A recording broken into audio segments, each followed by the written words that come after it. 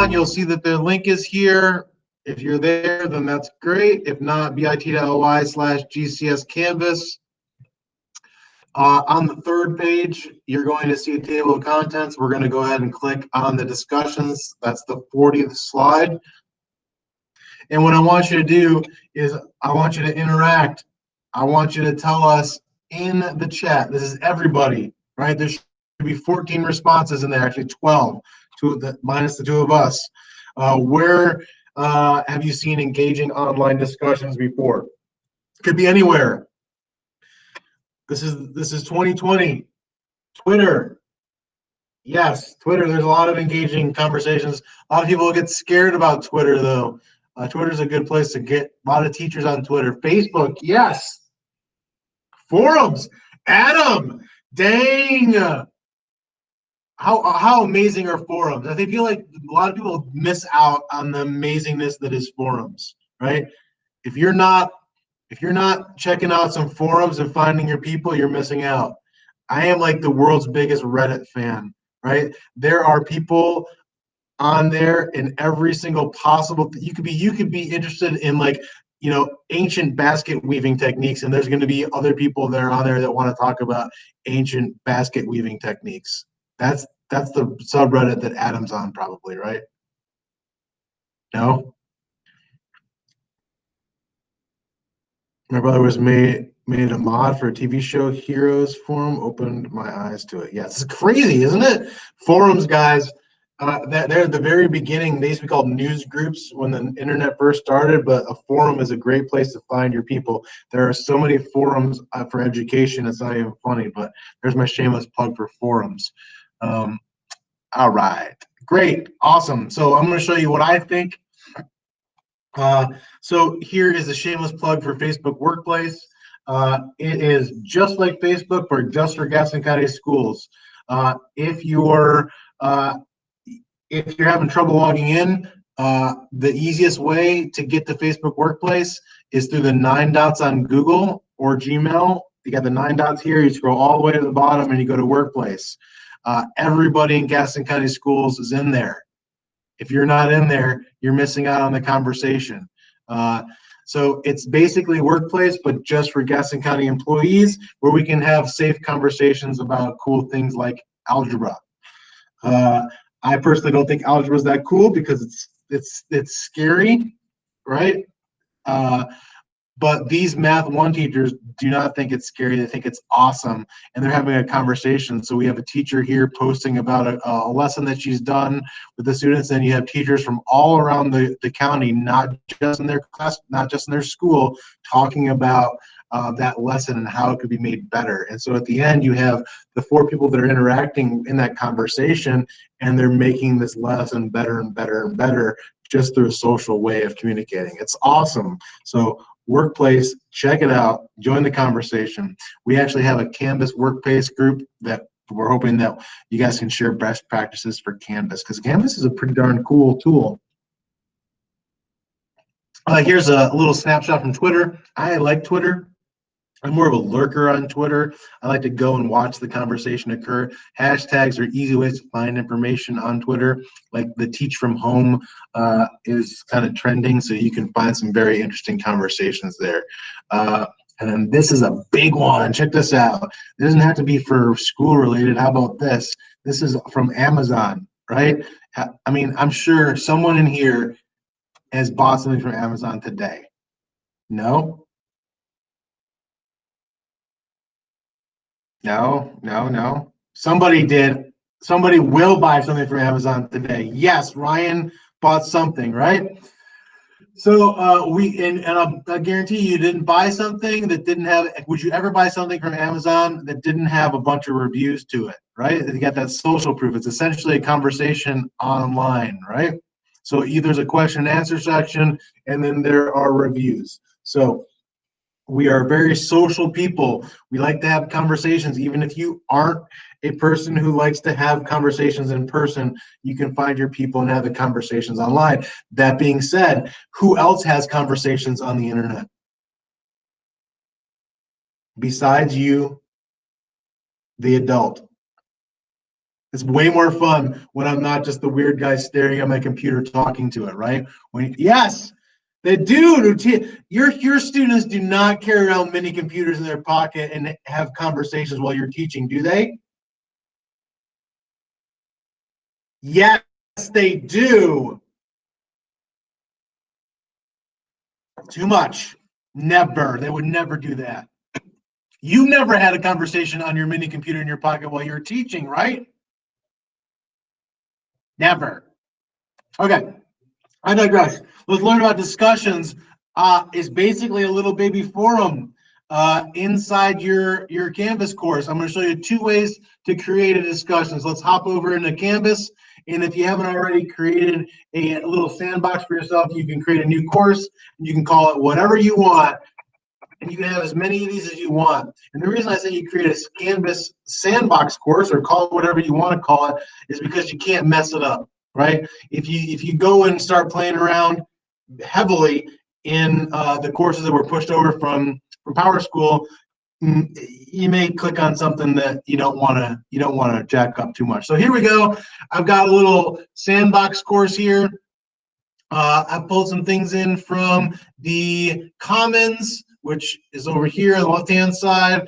I'm going to show you how it works. So I've got my navigation bar over here, and it's very, very important that when you attended the setup and modules session, that you learned about the navigation. But I really envision your students not having all these things. What does the little I mean?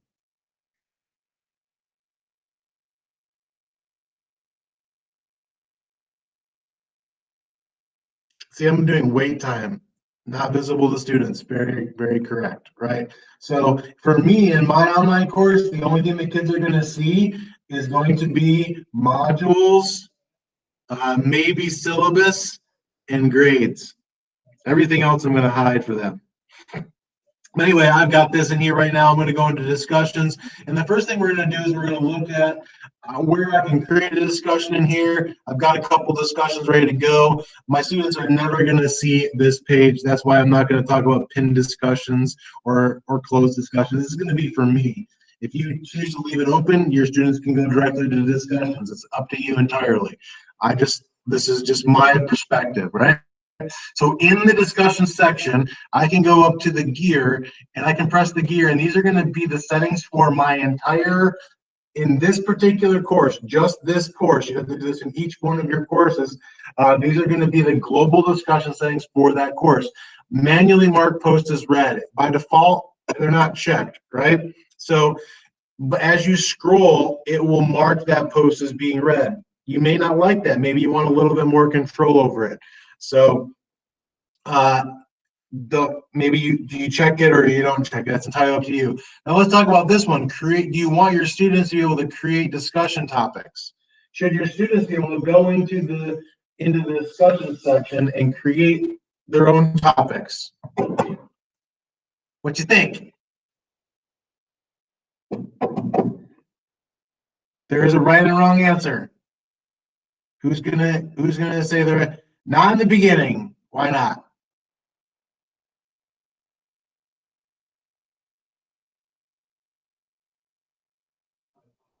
They need guidance, yes. I would say probably almost never would you want to have your students create a topic. Maybe possibly, but where's our middle school people out there? Adams Middle School. Hey, Adam, what would happen if you let your kids, your 7th grade students, right? 7th grade, if you let those little guys create a discussion about anything they wanted? Yeah. Oof. Yeah. No bueno. They're gonna. I mean, they might be interacting in there, but it's not gonna. You don't want like outside conversations happening in your learning environment there. So I would keep that off. I'm sure there are places and times that would be good. But I would, as a general rule, I would keep that one off. So uncheck. Edit or delete their own post. Should students be allowed to edit or delete their post? What do you think?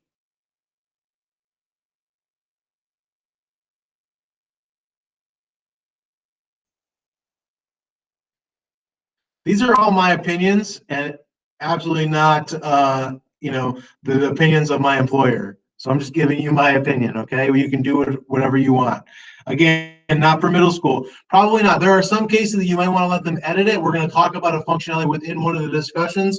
But I do think for the social emotional well-being of some students, maybe giving them the ability to edit might be okay in certain situations, okay? So just think about that. The social emotional well-being of a student, putting something out there, maybe in high school projects, yes. And you're gonna have to know that it's either on or off, okay, for all your discussions. Unfortunately, I wish that one could be. You can edit. Students can edit this particular post. Maybe we'll ask the guys at Canvas and they can make that change. It's always interesting if to ask the company, hey, can you do this?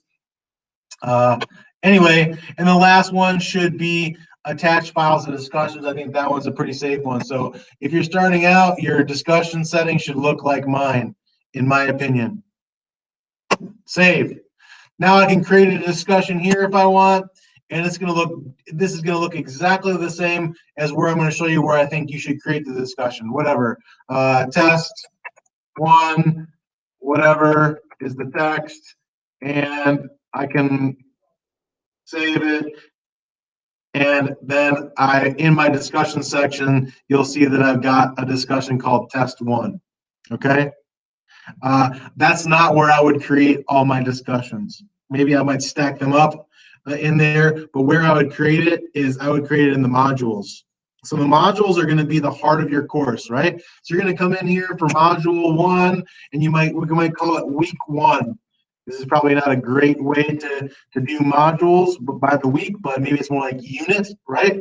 And then I can lock it until a specific date, and I can add a prerequisite of a prior module. And I can move that module up here, right? Can the students see this module right now?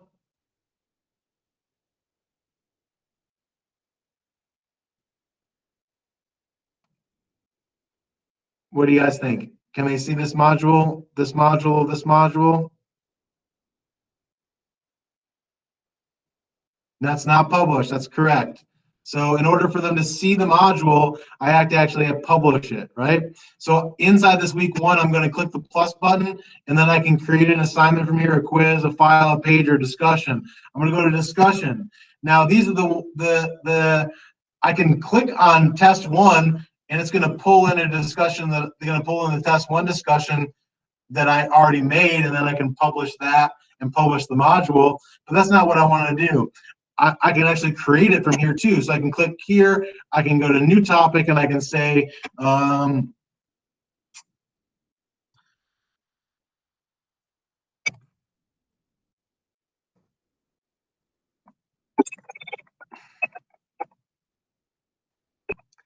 favorite movie. There we go. And I know it's a discussion because it's got the little discussion icon on it. These are links. That's a quiz. Everything's got its own little icon. And then I click on it, and I need to edit it.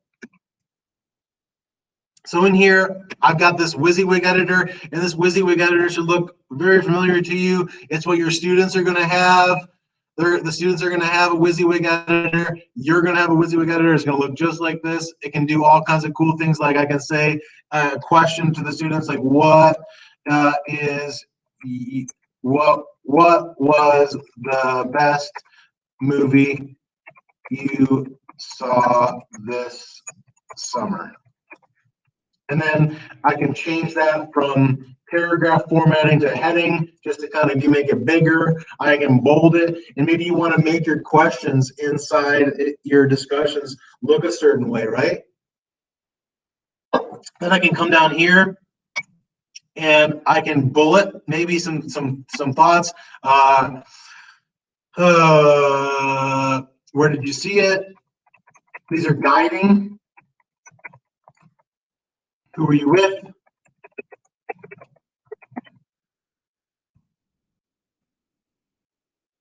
What snack did you eat? Right? I'm guiding the students. All right. And I can hyperlink all that stuff. I can do all kinds of cool stuff with this. I can add in some math things for the math people. I can add in tables. I can add in things from Google, YouTube, all kinds of crazy stuff. Now, here's something interesting too. This little guy down here, this little HTML editor, I can embed stuff. I can embed it in my discussions. I can also embed it in assignments. I can the same exact text editors everywhere. I'm just going to show you how to use it in relation to discussions. What can I embed? What is an embed code all about?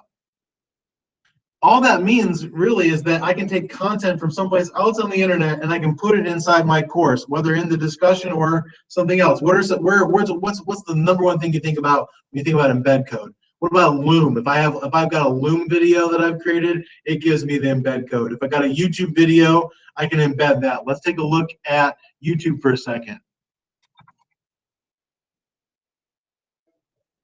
Best movie of the summer of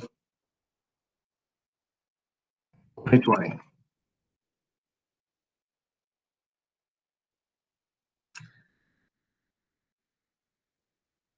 Greyhound was not the best movie I saw this summer. But we're going to go ahead and grab this one. Maybe you get the kids embed their video, right? The way you embed is by clicking on the share button.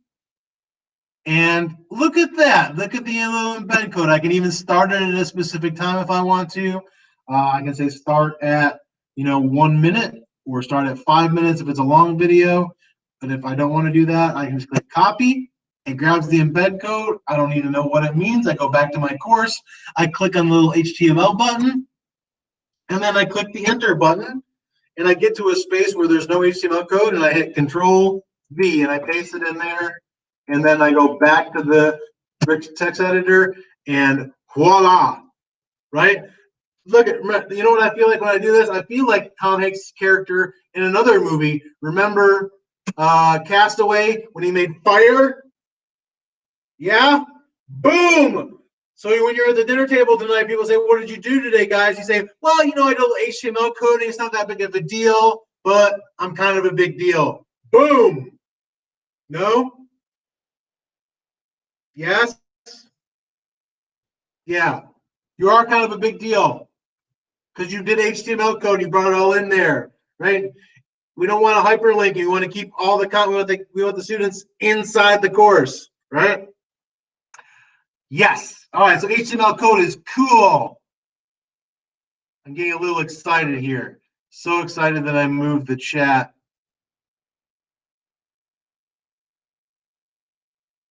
There we go. All right. The next thing I've got is I need to see where I want to post it. I've only got one section of this course, so that's going to stay there. I can attach a file if I want to. Let's talk about these options. These are the individual options for this particular discussion. Allow threaded replies, yay or nay? What does that mean? That means that I've got a post here. I click the reply, and it connects the reply to the original post. Is that something that I want? Yes. 1,000,000%. Can anybody think of a reason when I wouldn't want a threaded reply? No, exactly, Stacy. It doesn't exist.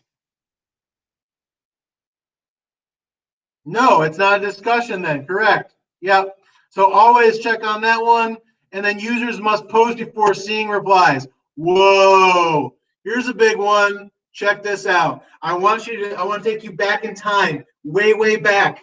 Okay. Remember a time when teachers were actually in school with children. Remember that way back when? Think about the last time you were in a classroom with students and you're having a discussion. Can you picture it? Who was responding to you in that discussion?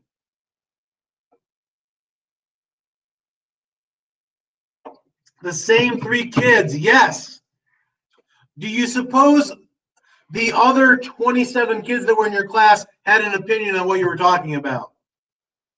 Probably so. They just didn't feel comfortable talking about it, right? Where do they feel comfortable talking? you can put them in a nice safe place on the internet, right? Online. So watch this. This one's going to be very careful. I do love this one. We're going to make thinking visible with this. Users must post before seeing replies. Now, watch what happens. You post something, and then the students reply to your post. You're going to actually see what everybody thinks if they can't see everybody else's post. If you don't have that one checked, what they're going to do is they're going to go in there and they're not going to form their own opinion. They're going to take the opinions of the people that have posted before them, and then they're going to tell you what they think you want them to hear, right? That's what's going to happen. The only problem with that is if they say something and it's totally offbeat and you don't let them edit that post, like we talked about in the discussion, there may be some anxiety there. So be very, very careful of that. We don't want students to be anxious about sharing your discussion, right? So just think about that. If you do allow for editing, there's going to be you will be able to see when what students edited their response, because it'll say this discussion has been edited, and it'll give you a time date stamp on that. So just be careful, okay? All right, moving on. That's a really good. Any questions on that? That is a fantastic tool right there. Enable podcast feed. Not really feeling this one. I would leave this one alone. There's somebody out there that has mastered this, and it's just one person out of the millions of people that use Canvas. I'm not really understanding this one. Graded. Do we want grading? Sure. If nothing more, then we want it to be a check complete or incomplete for 10 points, whatever it may be. And then allow liking. Should we allow liking?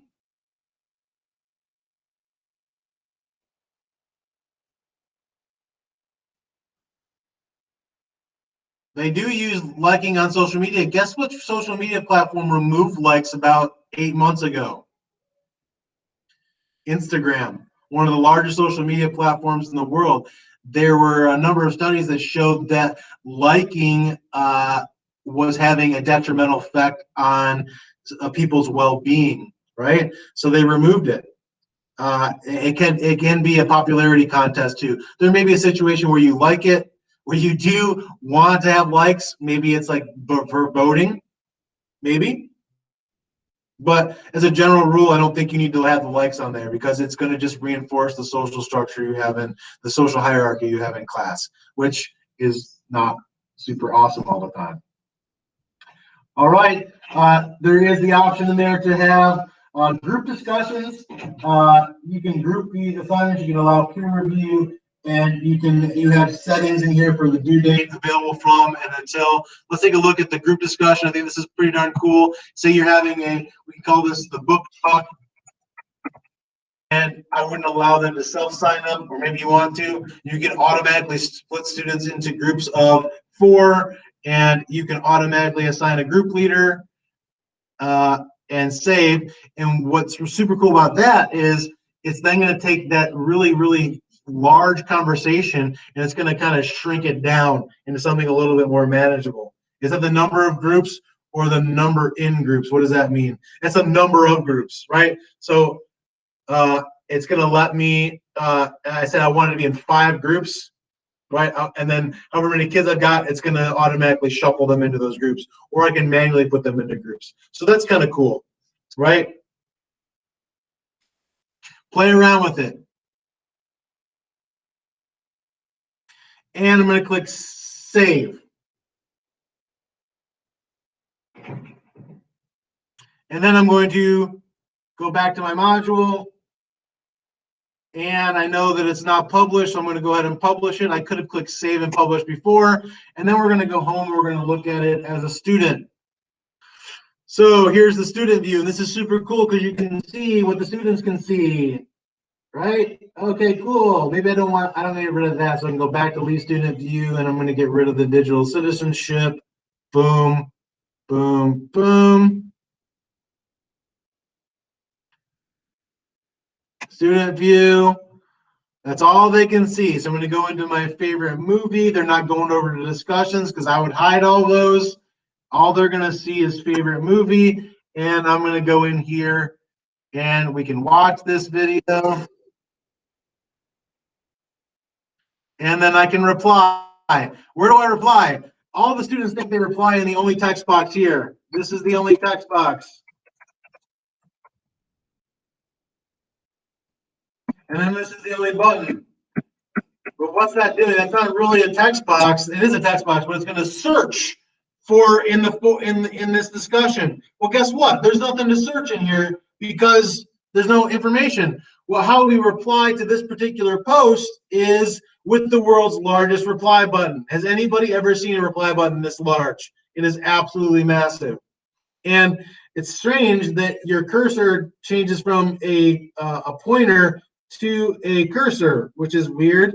So we're going to click there, and that's where I reply to the main post. Now, what you're going to, then their students can come in here and they can I saw Greyhound with my dad. It was okay. Whatever, right? And then they can post the reply. Now, the next kid's going to come in. What you're going to wind up having them do is you're going to notice that they could reply to that student in the thread. You're going to want them to reply to you. You may want them to reply to other students, but if the second kid comes in and they click reply, they're going to reply to that kid. And you might look, I saw that movie too. I like that. Whatever.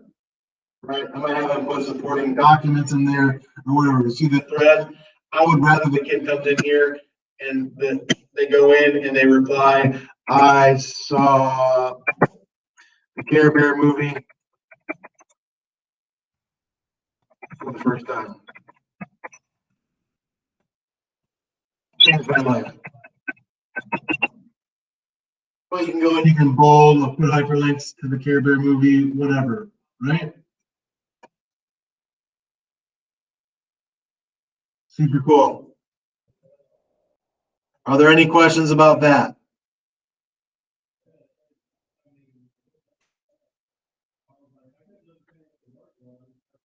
They won't see if we check must reply first, right?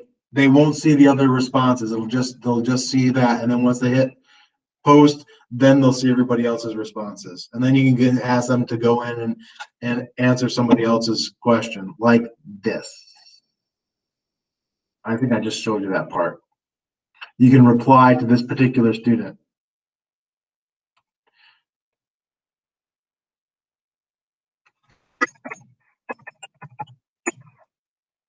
Post reply.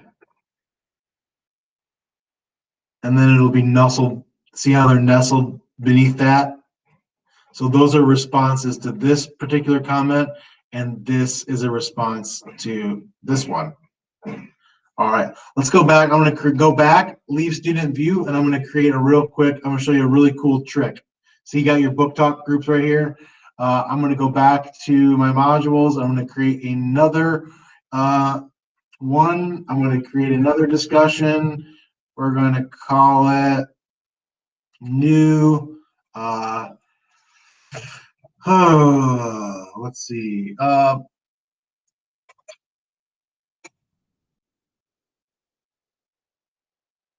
Music. And I'm going to go over here and I'm going to go into the discussion and I'm going to edit it. And instead of putting text in here, watch what I'm going to do. I'm going to go over to, I can insert hyperlinks, I can insert pictures, I can insert media. Let's take a look at this one for a second. Upload/record media. Interesting, I can record media. So I go over here and I can upload media, which would be content you have on your computer. You can then use the embed code, but then there's the record, and look at that. I've got a webcam, and every single one of your students has a webcam, right? And you can hit start recording, and you can say, oh, I need to fix my, there we go, that's better. Hey guys, this is Mr. Romano, your music teacher. What I need you to do is I need you to reply to this discussion, and I want you to play the first whatever part of the song, whatever music people do. But I want to be able to see you doing that, and then I want you to reply with text to two other students. Thanks, have a great day. And then I click save, and we're gonna go ahead and allow threaded replies.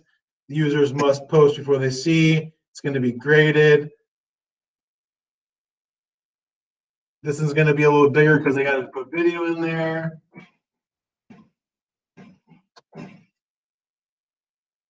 And it says that it failed to retrieve media source, but it's telling a story. Save and publish.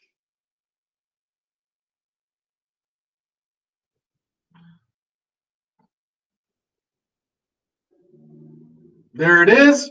Now let's go look at it from the student view. Student view, music. This is what the student sees.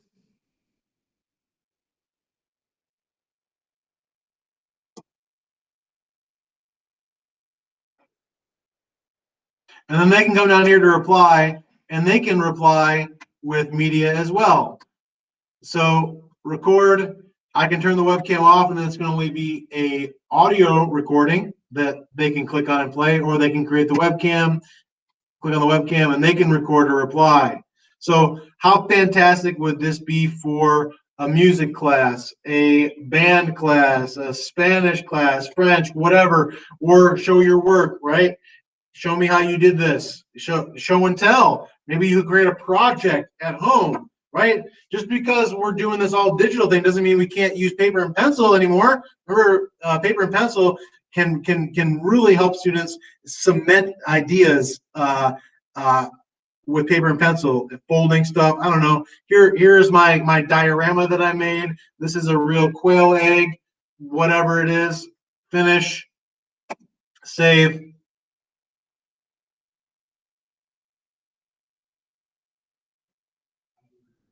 Post reply.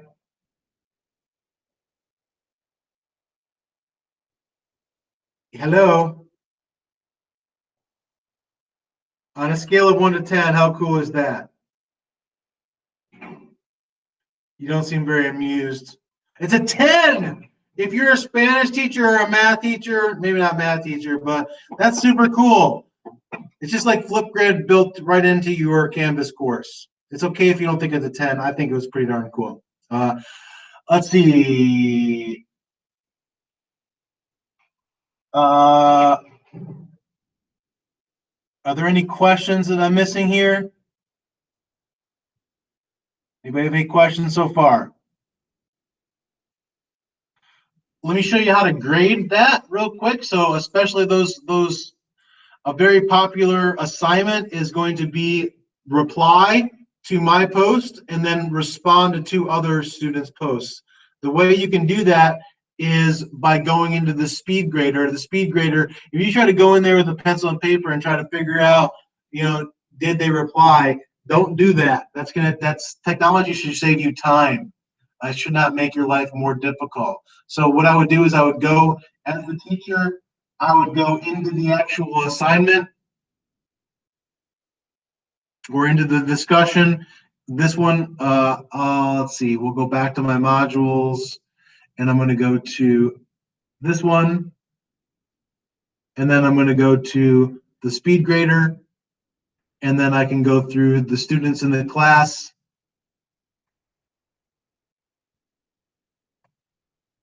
It's interesting that I can't see.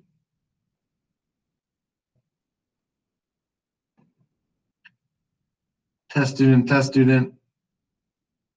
I should be able to see in SpeedGrader.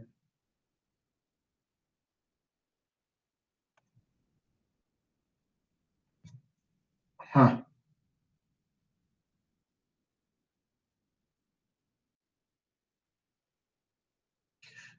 You can see the responses of each individual student.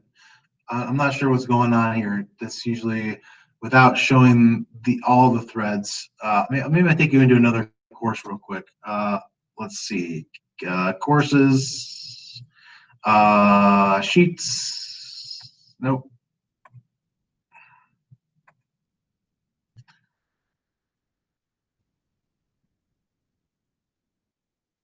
Here we go. I'm going to go into discussion and show you what it looks like. SpeedGrader. one post, one response. One response. Here you go. This person went in there and they posted a post and then they responded to 2 other people, right? I would say complete, incomplete. I would add comments. For these students, I might come in here and I would say incomplete. You forgot to respond to and then hit submit. Does that make sense? SpeedBidder is going to be your best friend in a lot of stuff. All right, let's go back to our course and let's talk about adding some best practice to your discussions. Okay, applying it. So discussions build community and relationships. Your first discussion should be things that don't have right or wrong answers, like the one about your favorite movie. It's going to create connections between your students. How about you don't have to create all your questions from scratch. You can actually start with question starters from Bloom's taxonomy. Let me show you what that looks like. So if you're in the slide deck, that's why I put these links here.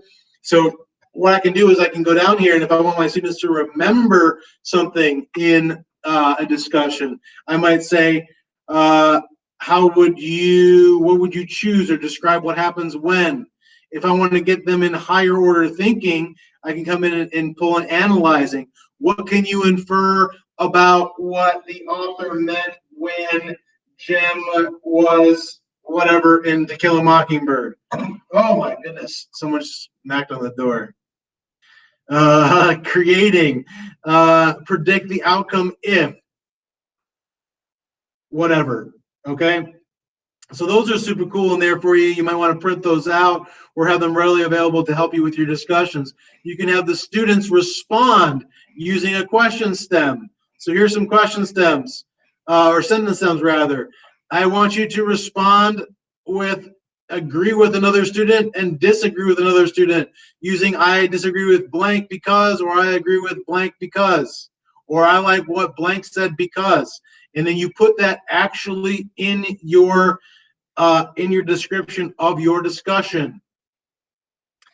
Make sure your directions and expectations are clear, because if they're not, you're not going to get what you want.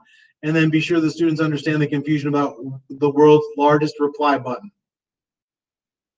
Any questions, comments, or concerns on that? Students could record themselves reading a book. Anyone? You agree, disagree? You like the Bloom's taxonomy stuff? This is all free additional stuff, you know? Great for ELS, English, to practice their speaking writing. Yeah, for sure. I'm talking about this stuff right here. I'm talking about the sentence stems. What do you think about Bloom's taxonomy stuff?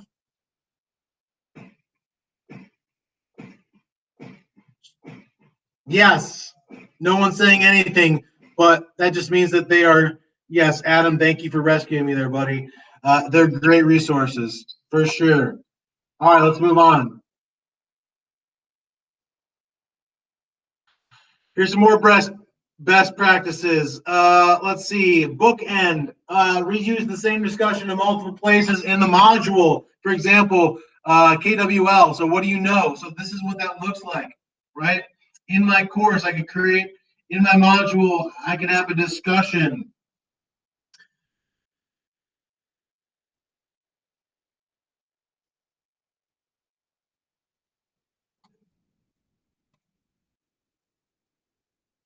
I could have a discussion in the week 1 about To Kill a Mockingbird. And in it, I could say, what do you know about the 1930s? I think that's when it took place. The political, whatever, right? And then I can have them, boom, save and publish. And then in my course under modules, the students can go in and they can respond to that, right? Week one at the beginning of it, right? So what do you know about it? No graded, nothing like that. Then I can unpublish it, and I can go down later at several weeks later. I have another module. Maybe I call that week 4. And in that module, I go back and I add that same discussion, and I can go in and edit that discussion, same discussion, and I can say, I can delete this information. I can say, reply to your previous self about what you have learned about the 1930s or whatever. And then I can go in and I can make that graded.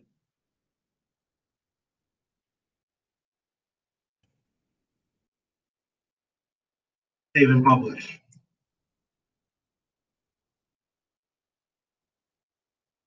Okay.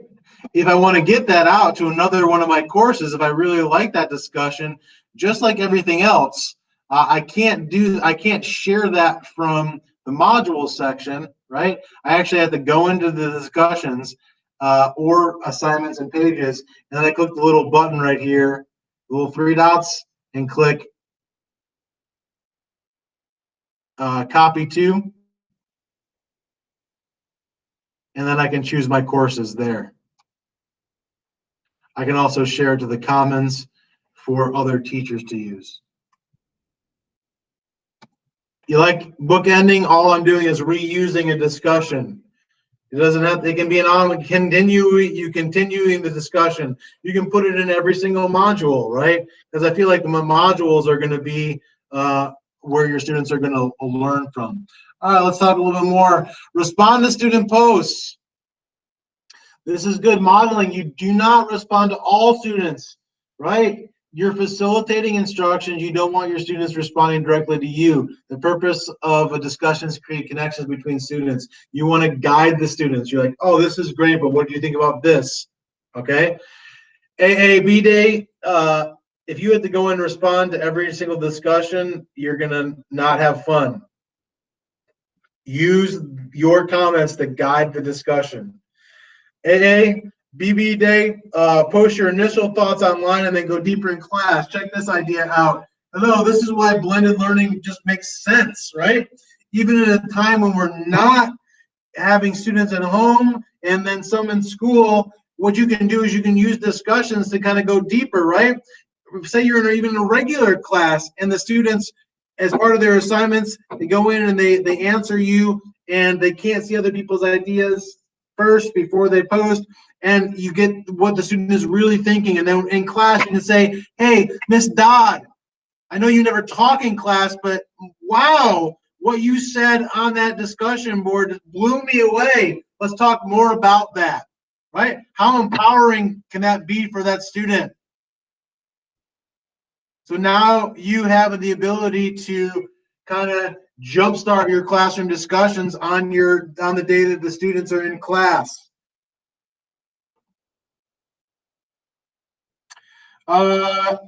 Your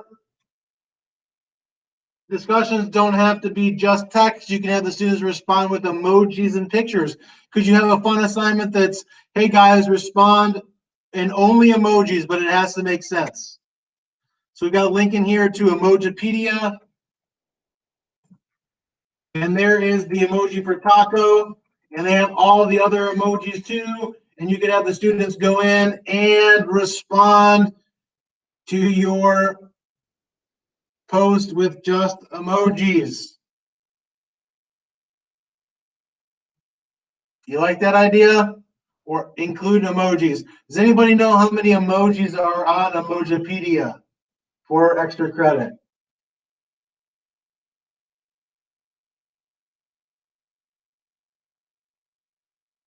No.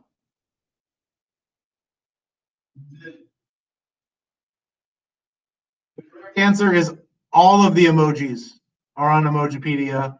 It is an encyclopedia of emojis, right?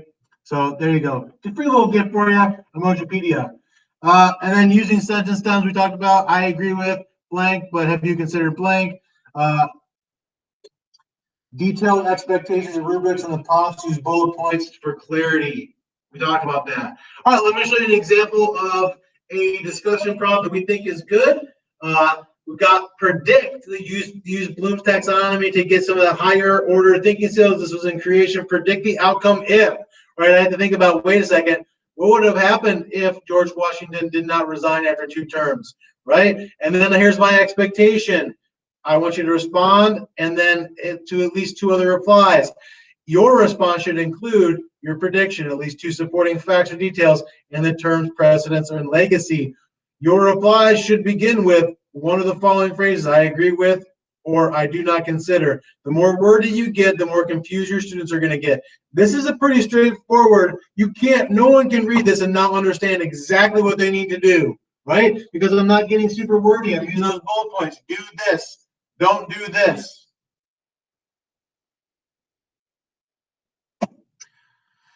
All right, so we're coming to the very end of our time together. Could you tell me how you envision using Canvas in your class? I'm sorry, Canvas discussions. I assume you're going to use Canvas in general with your students, but does anybody change their mind about, like, all right, I got to go to this discussion thing because my principal's making me. I'm not a big forum user. Has anybody changed their mind? And they're thinking, man, I gotta have it. Speed dating project. Yeah, that'd be cool.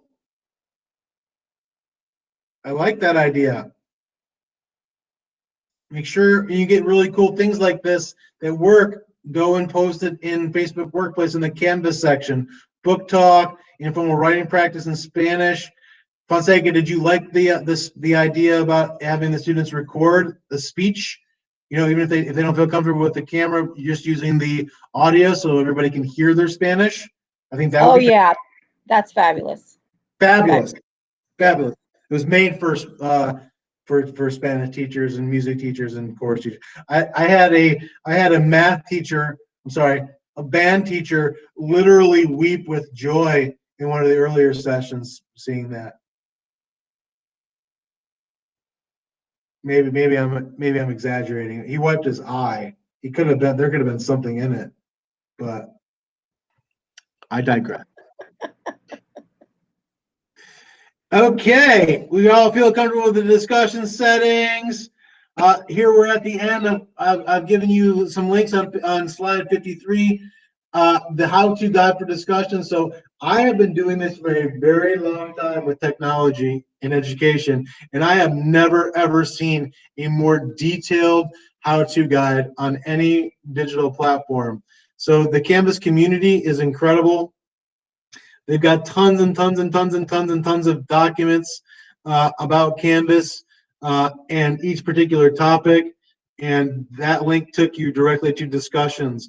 And when you click on it, it tells you exactly what to do with pictures and words. Super cool. This one is a link to the group discussions, because I feel like that one's we get a lot of questions about group discussions, but that one, this is a link to that particular guide on group discussions. I would recommend reading that before you try group discussions. And then if you're not a reader and you're a video person, we got the link right there to a video overview from Canvas. In addition to that, I've pasted a couple forums in here. A couple blog posts from a blogger that is a full-time online teacher. I felt like her writing was pretty darn good. 3 reasons why students don't participate in online discussions. You can read about that if you want, just for fun.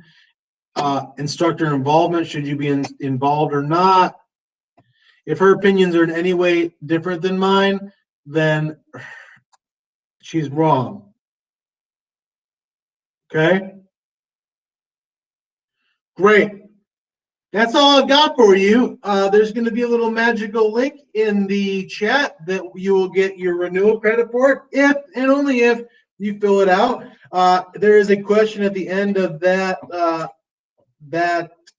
spreadsheet where you can ask questions. We actually go in there and read them, and your ITF will follow up with you if you have a specific question about discussions or anything else related to Canvas.